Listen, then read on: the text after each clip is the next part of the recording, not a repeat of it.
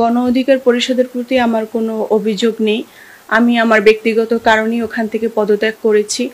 বরং আমি গণ অধিকারের প্রতি কৃতজ্ঞ যে গণ অধিকার পরিষদে কাজ করার সুযোগ পেয়েছি বলেই সারা বাংলাদেশের মানুষ আমাকে গণনেত্রী হিসেবে চিনে। আর আমার সাবেক দলের বিপ্লবী সভাপতির প্রতি আমার শ্রদ্ধাবোধ ছিল, আছে, থাকবে। তার কাছ থেকে অনুপ্রাণিত হয়ে আমি যতটুকু অর্জন করেছি এবং যতটুকু আমার দক্ষতা অর্জন হয়েছে, নেতৃত্ব তৈরি হয়েছে দেশ ও জাতির বৃহত্তম স্বার্থে, সেটি আরো বৃহৎ পরিসরে প্রতিষ্ঠা করার লক্ষ্যেই আমার এই সিদ্ধান্ত। সাধারণ মানুষের ভিতরে এটি একটি চমক ছিল। তারপরও আমরা ভালোই সাড়া পাচ্ছি। বিশেষ করে প্রবাসীরা আমাদেরকে অনেক বেশি সাপোর্ট করছেন এবং তাদেরকে নিয়ে আমাদের অনেক পরিকল্পনা আছে বৃহৎ পরিসরে। তো সবকিছু মিলিয়ে আসলে ভালোই সাড়া পাচ্ছি এবং রাজনৈতিক অঙ্গনে তো কন্ট্রোভার্সি থাকবে। তো সেক্ষেত্রে ঠিক আছে, নির্বাচনে নাও যেতে পারেন, উনি নিজে ক্যান্ডিডেট না হতে পারেন, উনি যোগ্য প্রার্থীদেরকে পাঠাবেন। তো সেক্ষেত্রে সে যদি আমাদের দলের ব্যক্তি নাও হন, ধরেন আমার দলের তিনি নেতাও না, কর্মীও না, কিন্তু সে যোগ্য, সে আমার মার্কাটা ব্যবহার করে বা আমার দলে তিনি তৎকালীন সময় সম্পৃক্ত হয়ে তাকে আমরা মনোনয়ন দিব এবং সে এমপি ইলেকশন করতে পারবে। আমরা চাচ্ছি যে যোগ্য লোকটা যারা নীতি নির্ধারণী ফোরামে থাকবে, যারা আইন প্রণেতা, তারা আসলে যোগ্য হোক। অতএব আমার দলে আসবে, আমার দলে কাজ করবে, এই কারণেই যে নামের সাথে তাল মিলিয়ে আমাদের কার্যক্রমটা ঠিক এভাবেই থাকবে।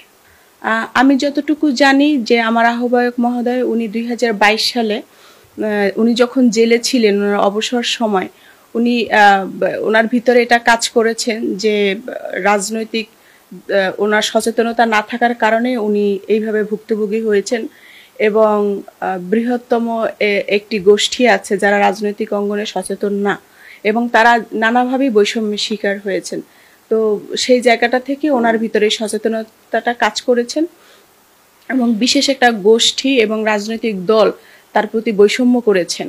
তো দ্যাটস ওয়াই ওনার ভিতরে এই সচেতনতাটা কাজ করেছে যে আমি অ্যাজ এ পার্সন যতটাই ভালো অবস্থান হোক না কেন, কিন্তু আমি একটা রাজনৈতিক দলের সাথে কিংবা আমরা যদি যারা আমার মতো অন্যান্য মানুষ আছে তারা যদি রাজনৈতিক দলের সাথে সম্পৃক্ত না থাকে তাহলে আমার মতো নিষ্পেষিত এবং নির্যাতিত হতে পারে। তাহলে আমি জামিন যদি কখনো পাই বা কিংবা আমি যদি কখনো নিজেকে সংস্কার করে বের হতে পারি তাহলে আমিও রাজনৈতিক অঙ্গনে আমি পদার্পণ করব। আর আমি তো দীর্ঘ 7 বছর ধরে রাজপথ থেকেই উঠে আসা। তো ওনার কিছু প্ল্যান আমি দেখেছি সাধারণ মানুষকে নিয়ে, বাংলাদেশকে নিয়ে। তো সেই জায়গাটা থেকে আসলে আমার ভালো লেগেছে। তো আমাদের চিন্তার মিলটা একীভূত হয়েছে, দ্যাটস ওয়াই আসলে আমাদের এই কাজ করা। গণ অধিকার পরিষদের প্রতি আমার কোনো অভিযোগ নেই। আমি আমার ব্যক্তিগত কারণেই ওখান থেকে পদত্যাগ করেছি। বরং আমি গণ অধিকারের প্রতি কৃতজ্ঞ যে গণ অধিকার পরিষদে কাজ করার সুযোগ পেয়েছি বলেই সারা বাংলাদেশের মানুষ আমাকে গণনেত্রী হিসেবে চিনে। আর আমার সাবেক দলের বিপ্লবী সভাপতির প্রতি আমার শ্রদ্ধাবোধ ছিল, আছে, থাকবে।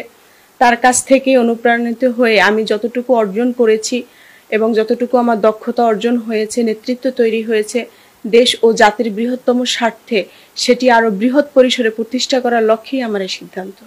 আমাদের যেদিন আসলে আত্মপ্রকাশ হয় সেদিন আমরা শেরাটনে আত্মপ্রকাশ করেছিলাম। তো আমাদের ভালো একটা অ্যামাউন্ট খরচ হয়েছে এবং আমাদের 297 জনের কমিটি হয়েছে। তো মোটামুটি সবাই যদি 1 লাখ করেও যদি দেয় তাহলে কিন্তু আপনি যদি হিসাব করেন প্রায় 3 কোটি টাকা।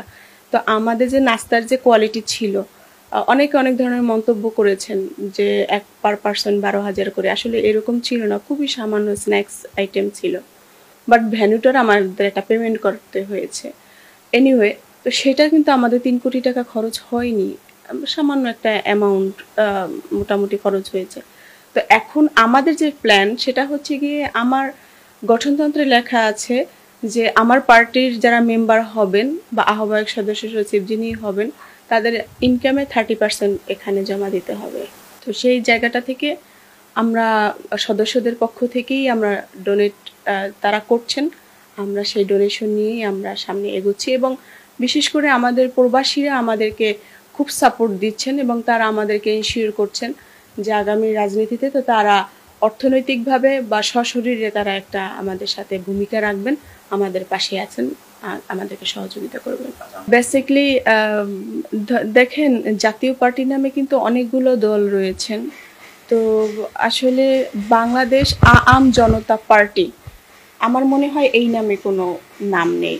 আম জনতা এই শব্দটুকু আছে, কিন্তু বাংলাদেশ আম জনতা পার্টি এই নামে কোনো রাজনৈতিক দল এখন পর্যন্ত হয়নি।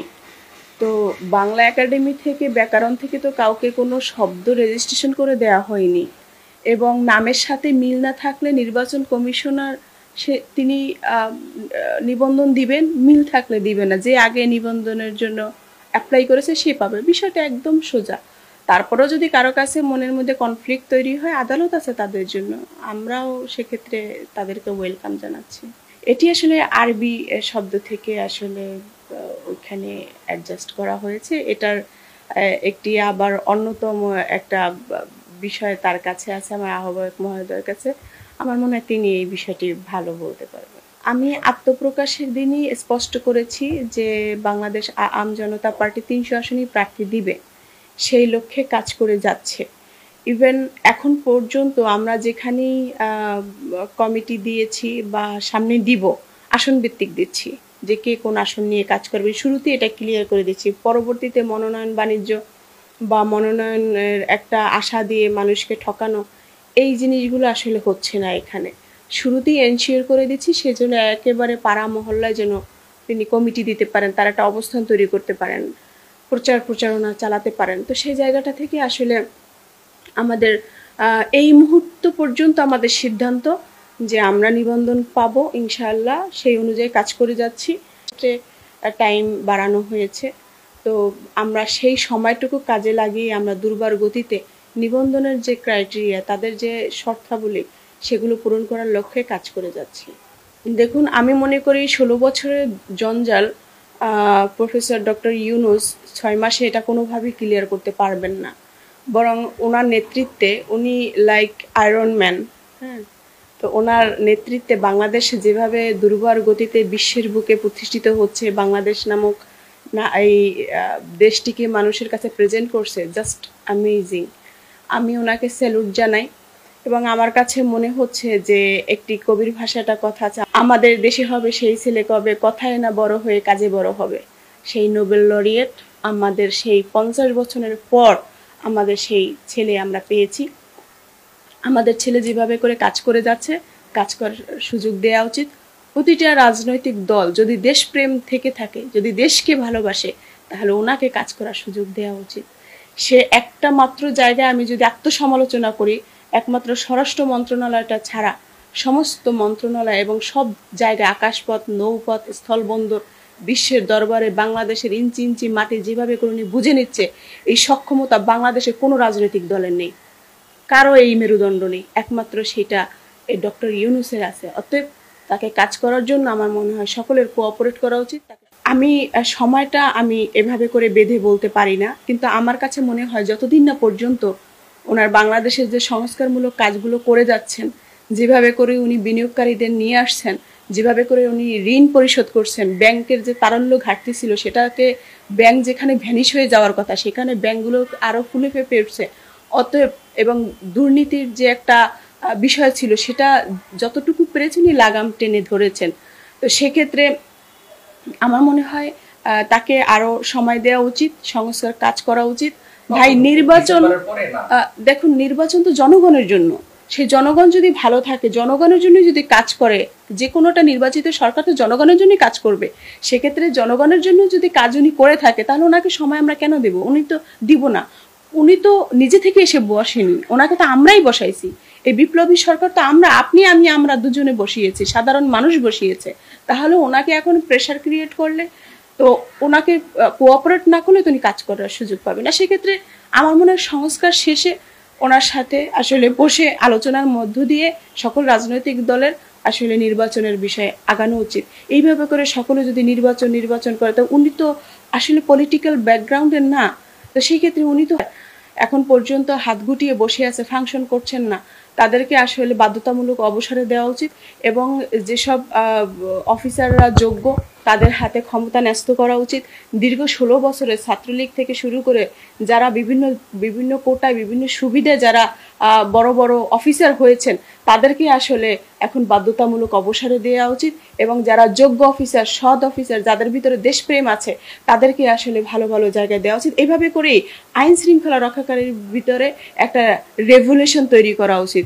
তাহলে আমি মনে করি 100% ডক্টর ইউনূস মানে এখানে সার্থক হবেন এবং সফল হবে। ছোট একটি দেশ, এখানে যারা পশ্চিমারা রয়েছেন তারা মাতবাড়ি করবে এরকম একটা ভাব থাকে, শোষণ করার একটা।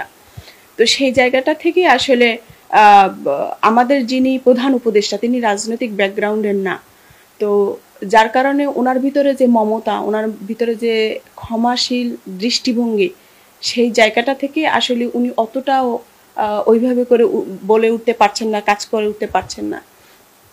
তবে আমার কাছে মনে হচ্ছে যে আওয়ামী লীগ নিষিদ্ধের আগে আওয়ামী লীগের সাথে জড়িত যারা আছেন, যারা এই গণহত্যার সাথে সম্পৃক্ত, দীর্ঘ 16টি বছর ধরে যারা অন্যায়, অত্যাচার, জুলুম করেছেন তাদেরকে আসলে আইনের আওতায় আনা উচিত। তাদেরকে আইনের আওতায় আনা উচিত, তাদেরকে বিচারের মুখোমুখি করা উচিত। একটা দল, সেই দলটা আসলে নিষিদ্ধ, সেটা তো একটা কাগজ কলমে পড়ে আছে। সেইটা নিষিদ্ধ করার থেকেও এইটা জরুরি যে আপনি একজন খুনি, আপনি ছাত্রদের বুকের উপরে আপনি প্রকাশ্যে অস্ত্র চালিয়েছেন, আপনাকে তো আমি চিনি, তাহলে আপনি কেন আদালতে না থেকে আপনি কেন, কিভাবে আপনি বর্ডার পার হয়ে আপনি কলকাতা চলে যান, আপনি কিভাবে দেশের বাইরে চলে যান? এটা ভেরি ব্যাড। তো সেই জায়গাটা থেকে আমি মনে করি যে এদেরকে যারা অন্যায়ের সাথে সম্পৃক্ত ছিল, নানামুখী অন্যায়ের সাথে, সেক্ষেত্রে যে কোনো ধরনের অন্যায় হোক না, যে যারা আইন ভঙ্গ করেছেন তাদেরকে আসলে আইনের আওতায় আনা উচিত, এবং অ্যাজ সুন অ্যাজ পসিবল। তা না হইলে তারা কোনো না কোনোভাবে ষড়যন্ত্র করে যাচ্ছে, এটা রুখে দেওয়ার জন্য এর বিকল্প আমি কিছু দেখছি না। দেখুন, আপনি যদি আমার কাছে আমার কমিটির লিস্ট চান আমি আপনাকে দিব। একমাত্র আমার আহ্বায়ক মহোদয়, উনি বৈশাখী চ্যানেলের পরিচালক এবং ওনার 6টি মিডিয়া হাউস আছেন। আর আমি একবারেই রাজপথে থেকে উঠে আসা, আমার 2020-এ মাস্টার শেষ হয়েছে, আমার টাকা পয়সা নাই। হ্যাঁ, তো সেক্ষেত্রে আমার নেতৃত্ব আছে এবং দেশকে নিয়ে পরিকল্পনা আছে, তো ওনার ব্যবসায়িক প্রতিষ্ঠান আছে। এছাড়া আমার এখানে যারা সদস্য আছেন আপনার মতোই আমজনতা। তো সেক্ষেত্রে আপনি আমার কমিটির যারা আছেন তাদেরকে যদি আপনি দেখেন, এখানে কেউ কিংস পার্টি শব্দটু ব্যবহার করবে সেই অবস্থান আসলে নেই একেবারে। বিশেষ করে আমার এই কমিটিতে আমি যেহেতু নারী, আমি নারীদেরকে প্রাধান্য দিয়েছি। বাংলাদেশের স্বাধীনতার 50টি বছর পরেও আমরা কোনো বৃহৎ দুটি রাজনৈতিক দল দেখেছি বা অন্যান্য রাজনৈতিক দল, 33% নারী আমি দেখিনি। তো যেহেতু আমি বাংলাদেশের নিবন্ধিত অনিবন্ধিত যাই বলেন না কেন, যে একটি রাজনৈতিক দলের সদস্য সচিব বা সেক্রেটারি, এবং আমি উইমেন, তো সেক্ষেত্রে আমি উইমেনদেরকে ফার্স্ট প্রায়োরিটি দিচ্ছি, এবং 33% আমি আমার দলে নিশ্চিত করব বলে আমি কাজ করছি। এবং এরা একেবারেই ঘর সংসার করে, একেবারেই সাধারণ মানুষ, এরা রাজনৈতিক ব্যাকগ্রাউন্ডেরও না, কিন্তু শুরুটা করেছি এদেরকে প্রয়োজন বোধে প্রশিক্ষণের মধ্য দিয়ে হলেও তাদেরকে রাজনৈতিক সচেতনতা বৃদ্ধি করার লক্ষ্যে কাজ। স্বাস্থ্য কিংবা রাজনৈতিক অঙ্গনে যে ধরনেরই আপনি পরিবর্তন আনতে চান না কেন, নারীকে বাদ দিয়ে কখনোই কোনো উন্নয়ন সম্ভব না। তো সেক্ষেত্রে আমাদের নারী বান্ধব একটি রাজনৈতিক সংগঠন হবে এটি, এবং পিছিয়ে পড়া নারীদেরকে নিয়ে আমাদের বৃহৎ পরিকল্পনা আছে, এবং বিশেষ করে ওয়ার্ড পর্যায়ে আমরা নারীদেরকে যারা আর্থসামাজিক উন্নয়নের জন্য কাজ করবে তাদেরকে যদি পশুপালনে সহযোগিতা করতে হয় সেটি আমরা করব, যদি তাদেরকে সেলাই মেশিন দিতে হয় কিংবা তাদেরকে যদি এমন কোনো উপকরণ দেওয়া হয় যেটার মাধ্যমে তারা বাণিজ্যিকভাবে ভেজিটেবল উৎপাদন করতে পারবে, আমরা সেক্ষেত্রে ফ্রি বীজ বপন এবং সার থেকে আরও যে ইকুইপমেন্ট যেগুলো লাগবে সেগুলো আমরা সার্ভ করতে চাচ্ছি, তাদেরকে আমরা এই সার্ভিসটা দিতে চাচ্ছি। তো সেই জায়গাটা থেকে আমাদের পরিকল্পনা আছে। আমাদের আত্মপ্রকাশ হয়েছে 17 তারিখে। তো এখন যেটা সত্যি কথা, এখন এই মুহূর্তে আমরা নিবন্ধনের জন্য কাজ করছি, এবং অন্যান্য সেক্টরগুলো নিয়ে আমাদের পরিকল্পনা আছে। আমাদের নানা সেল করে দিয়েছি, উপকমিটি কাজ করে যাচ্ছে। আমাদের পরিকল্পনা আছে, আমাদের কাজের আমরা কথা কম বলতে চাচ্ছি, আমরা কাজ বেশি করতে চাচ্ছি, এবং কাজের মধ্য দিয়েই বাংলাদেশ আম জনতা পার্টির আমরা আইডেন্টি তৈরি করতে চাচ্ছি। সর্বশেষ একটি কথাই বলতে চাই যে একটা অপরাধ ঢাকতে গিয়ে আপনি আসলে অপরাধ করবেন না। মব জাস্টিস থেকে বেরিয়ে আসুন। দেশের মানুষ, আমরা এদেশের নাগরিক। যদি একজন মানুষ অপরাধ করে থাকে তার জন্য আইন আছে, আদালত আছে। দয়া করে আইন নিজের হাতে তুলে নেবেন না। রাজনৈতিক সচেতনতা বৃদ্ধি করুন। রাজনৈতিক সচেতনতা যদি না থাকেন তাহলে আবার অন্য একটি দল আপনাকে হয় শাসন করবে, না হয় শোষণ করবে। তো সেই জায়গাটা থেকে বেরিয়ে আসুন। রাজনীতি করা আপনার অধিকার, এবং কোনো দল দেখে নয়, আপনি ব্যক্তি দেখে ভোট দিবেন। সেক্ষেত্রে আমরা এটাও বলছি যে আম জনতার দল দেখে নয়, আপনারা সেই প্রতীক দেখে না, আপনার ব্যক্তি দেখে ভোট দিবেন। ব্যক্তিটা যদি ভালো হয়, সে যে দলেরই হোক, আমাদের পক্ষ থেকে বার্তা থাকবে ওই মানুষটাই, ভালো মানুষটা যেন আপনার নেতৃত্ব দেন, আপনার অভিভাবক হন। অতএব আপনার মূল্যবান ভোট আপনারা যোগ্য ব্যক্তিকে দেবেন।